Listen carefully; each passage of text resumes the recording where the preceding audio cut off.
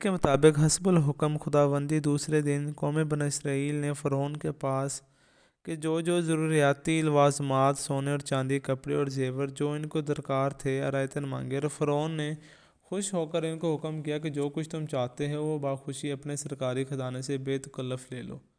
یہ سن کر قوم بنی اسرائیل نے فرعون کے حکم پانے سے شاہی خزانے سے جا کر سونے اور چاندی، لال جواہرات کے زیورات اور جو کچھ ان کو مطلوب و مقصود تھا لے لیا، اور جو وزیر حامان اور دیگر قبطیوں کے گھر جا کر کچھ ضروریات کے سامان لے لیے، اور قبطیوں نے بھی ان کو دینے کو کوئی تردد نہ کیا، کیونکہ ہر سال بنی اسرائیل ان سب سے زیورات عرایتاً مانگ کر نماز پڑھنے کے لیے عید کے دن میدان کی طرف نکل جاتے تھے۔ اس لیے آج بھی سونے اور چاندی کے اسباب دینے میں ان پر کچھ گمان فراز نہ کیا اور بے تکلف دے دیا۔ بعض تاریخ کے حوالے سے معلوم ہوتا ہے کہ اس وقت شمار میں بنی اسرائیل 6 لاکھ مرد عاقل اور بالغ سوائے عورت اور لڑکے تھے۔ سب کے سب کمر باندھ کے مصر سے نکل جانے کو تیار ہوئے۔ خدا کی مرضی سے ایسا ہوا کہ اس دن شہر میں وبا پڑی کہ ہر ایک قبطی کے گھر میں ایک ایک بڑا بیٹا مر گیا، اور وہ لوگ اپنے اپنے غم میں رونے لگے۔ جب رات ہوئی تو حضرت موسیٰ علیہ السلام نے ماں اپنے لشکر کے مصر سے اور اپنے بھائی حضرت ہارون علیہ السلام کو مقدم لشکر کر کے قوم بنی اسرائیل کو جماعت جماعت بنا کر پیچھے روانہ کیا، اور پھر آخر میں آپ بھی روانہ ہو گئے اور دریائے نیل کے کنارے ایک بڑے میدان میں جا پہنچے۔ اور تاریخ 9 محرم الحرام کی تھی۔ جب سحر ہوئی تو فرعون کو خبر ہوئی کہ حضرت موسیٰ اور تمام قوم بنی اسرائیل مل کر تمہارا مال و متاع اور سونا چاندی وغیرہ لے کر شب گزشتہ مصر سے نکل کر کہیں بھاگ گئے ہیں۔ فرعون بولا، تم جاؤ اور ان کا پیچھا کرو، پکڑ کر ان سب کو مار ڈالو، اتنا مال و اسباب تمہارا اور ہمارا دغا سے لے کر بھاگ گئے ہیں۔ یہ خبر تمام شہر میں اور اپنے تمام سپہ سالاروں کو بھیجی، اور نکارہ کو اس رحلت کا مارا۔ چونکہ اس کی آواز بہت بلند تھی، اس لیے آواز سن کر تمام سپاہی و لشکر چاروں طرف سے شام کے وقت دوشنبہ کے دن فرعون کے دروازے پر حاضر ہوئے۔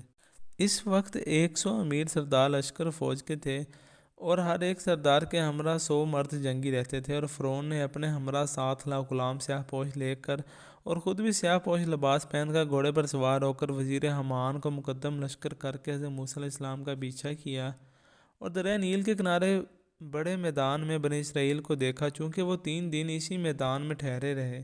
اور بنی اسرائیل کی قوم نے جب فرعون کی قوم کا حشمت اور دبدبہ دیکھا تو وہ خوف سے کہنے لگے کہ شاید ہم کو فرعون اور اس کی قوم پکڑ لے گی، اور اتنے بڑے لشکر سے ہم مقابلہ نہ کر سکیں گے، کیونکہ فرعون کی فوج بہت بڑی ہے۔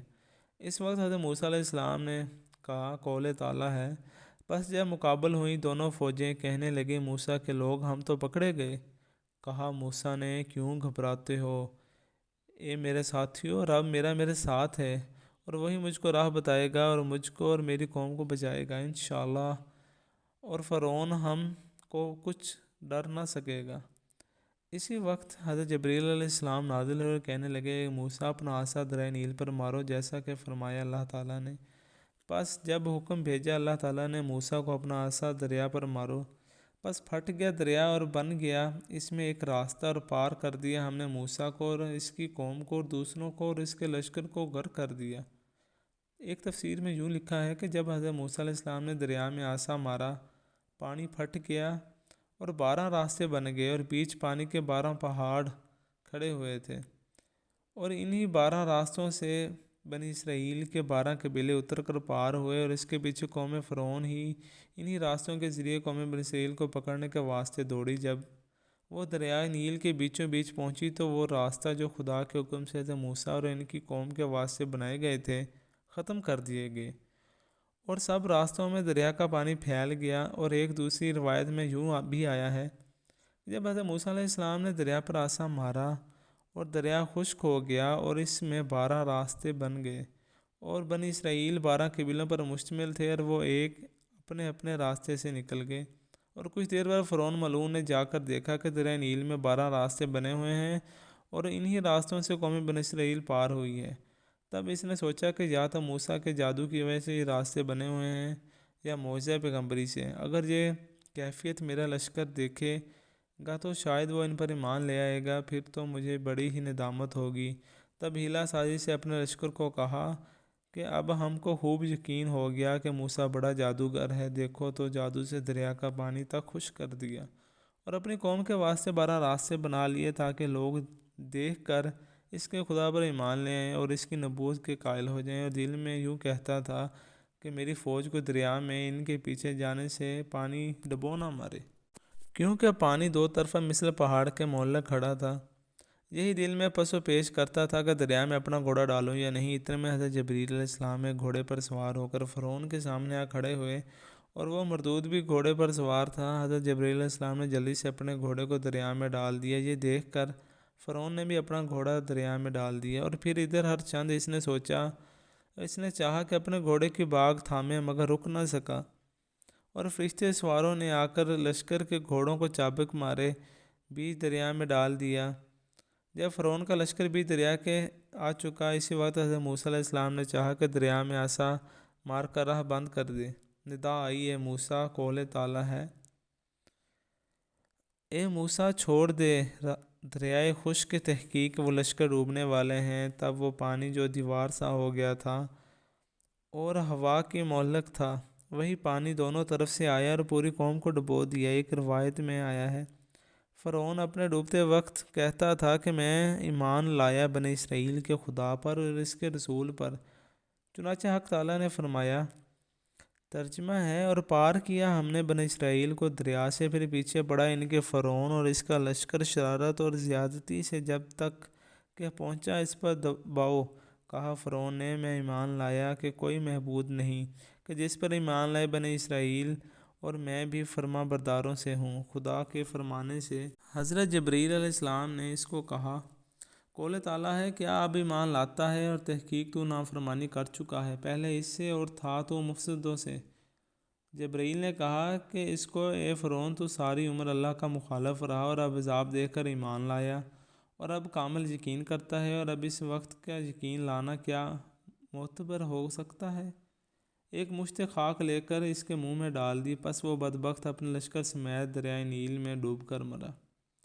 سو آج بچائیں گے تجھ کو تیرے بدن سے تاکہ ہوئے پچھلوں کو نشانی، اور البتہ بہت لوگ نہیں ہماری قدرتوں پر دھیان رکھتے، اور وہ بیوقوف جیسا بے فائدہ ایمان لایا، ویسا ہی اللہ تعالیٰ نے اس کے مرنے کے بعد اس کا بدن دریا سے نکال کر ایک ٹیلے پر ڈال دیا کہ قوم بنی اسرائیل اس کو دیکھ کر شکر کرے اور پھر عبرت حاصل کرے۔ بدن بچنے سے اس کو کیا فائدہ؟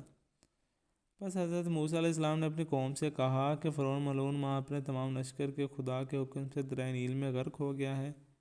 یہ سن کر قوم بنی اسرائیل نے کہا، اے موسیٰ، جب تک ہم اس کو اپنی آنکھوں سے نہ دیکھیں گے تب تک اس کے ڈوبنے پر یقین نہ ہوگا ہمیں۔ تب حضرت موسیٰ علیہ السلام نے خدا کی درگاہ میں دعا مانگی۔ اس کی دعا کی برکت سے موج دریا نے اس کی لاش کو جہاں بنی اسرائیل تھے وہاں پہاڑوں پر پھینک دیا۔ ہڈیاں ان کی درہم برہم ہو گئی تھیں، اور اس کے قلب میں کچھ رمق جان بکی تھی۔ بنی اسرائیل دیکھتے تھے، چنانچہ اللہ تعالیٰ نے ارشاد فرمایا، اور ڈبو دیا ہم نے فرعون کے لوگوں کو، اور یہ کہ تم دیکھتے ہو ایک شخص نے بنی اسرائیل کی قوم سے آرزو کی کہ اللہ مجھ کو فرعون سے ملا دے تو میں اس کی داڑھی سے اپنی گھوڑے کی باگ بناؤں گا۔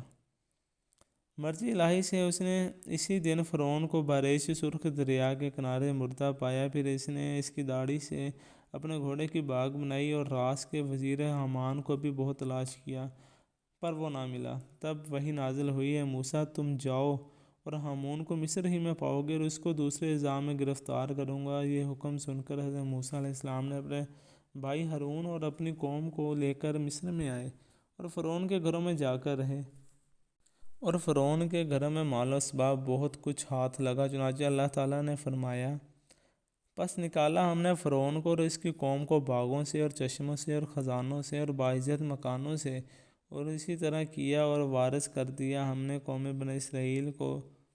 مفسرین لکھتے ہیں کہ فرعون کے گھر اللہ تعالیٰ نے مقام کریم فرمایا، اور اس واسطے کہ 70 مہمان خانے اس پر تکلف بنائے ہوئے تھے، اور بنی اسرائیل کو اللہ تعالیٰ نے انہی مکانوں کا وارث کیا۔ اور رہا حامان جو وزیر فرعون تھا، وہ اندھا ہو کر ٹکڑا نان گدائی سے کھاتا پھرتا تھا۔ حضرت موسیٰ علیہ السلام سے دیکھ کر جناب باری تعالیٰ میں مناجات کی، یا الہی تو نے تو فرمایا تھا کہ حامان کو فرعون ملعون کے ساتھ دریا میں غرق کروں گا، اور وہ اب تک زندہ ہے۔ ندائے موسیٰ، اس کو میں نے خلق میں محتاج کیا اور در بدر مانگتے پھرتا، یہ ہر روز گویا اس کی نئی موت ہے، بلکہ 1000 درجہ اس سے مرنا بہتر ہے۔ یہ سن کر حضرت موسیٰ علیہ السلام خدا کا شکر بجا لائے۔ جب ملک مصر تمام ان کے ہاتھ میں آیا اور کافر سارے نیست و نابود ہو گئے، تب خاطر جمع ہو کر اپنی بیوی صفورہ کے پاس گئے، اور جس میدان میں اس کو رکھ کر گئے تھے جا کر دیکھتے ہیں کہ 2 لڑکے جو حضرت سے تھے وہ نہایت توانا اور خوبصورت ان کے پاس موجود ہیں۔ بھیڑ بکریاں مال و اسباب سب سلامت پایا، بلکہ بھیڑ اور بکریاں دگنی ہو گئیں۔ وہاں سے ان کو لے کر اپنی والدہ کے پاس مصر میں تشریف لائے، اور یہاں مقیم اور منتظر وفائے وعدہ حق تعالیٰ کے تھے کہ اب پھر کوہ طور پر جا کر خداوند قدوس سے مناجات کریں۔ پھر وہ انتظار کی گھڑیاں ختم ہوئیں اور اللہ تعالیٰ نے ان کو کوہ طور پر بلا لیا تاکہ اس سے کچھ مناجات کی جائے، اور اللہ تعالیٰ کا وعدہ بھی پورا ہوا۔